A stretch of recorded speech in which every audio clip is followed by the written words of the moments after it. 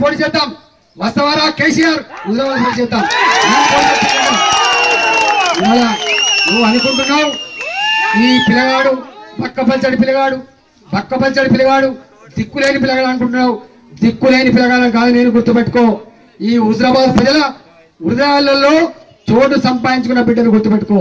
ఏదో మీరు అనుకుంటాను నేను చెప్తానే ఓట్లు పడతాను ఎవరు చెప్తే ఓట్లు పడవు ధర్మమేందో అధర్మమేందో న్యాయమేందో అన్యాయమేందో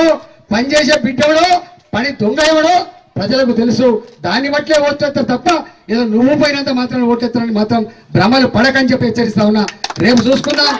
రేపు తప్పకుండా చూసుకుందాం ఆయన బీజేపీలో చేరినాక కొత్త భాష నేర్చుకుంటున్నారు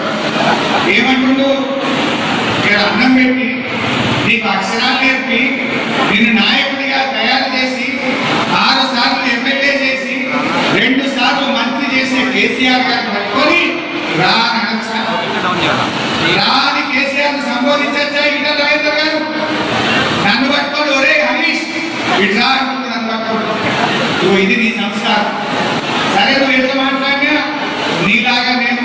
సంస్కారాన్ని తగ్గించుకోదలుచుకోలేదు నువ్వు నీ ఆస్తులు కాపాడుకోవడం కోసం లెఫ్టిజం మొదలుపెట్టి రైటిజంలో చేరినావు నీ వామపక్ష భావాలను వదులుకున్నావు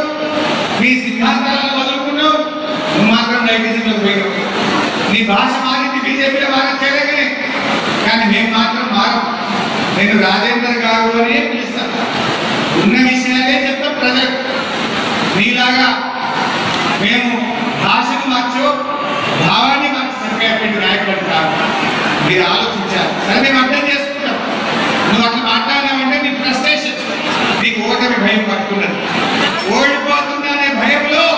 మాటలు తూలుతున్నావు మాటలు జారుతున్నావు అనే విషయం ఆ మాత్రం అర్థం చేసుకునే పరిజ్ఞానం నాకు ఉన్నది. ఏంటండి వీడియో నచ్చిందా? అయితే ఓ లైక్ వేసుకోండి లేదంటే ఓ కామెంట్ చేయండి. ఎప్పటికప్పుడు మా వీడియోస్ చూడాలంటే సబ్స్క్రైబ్ చేసుకోండి.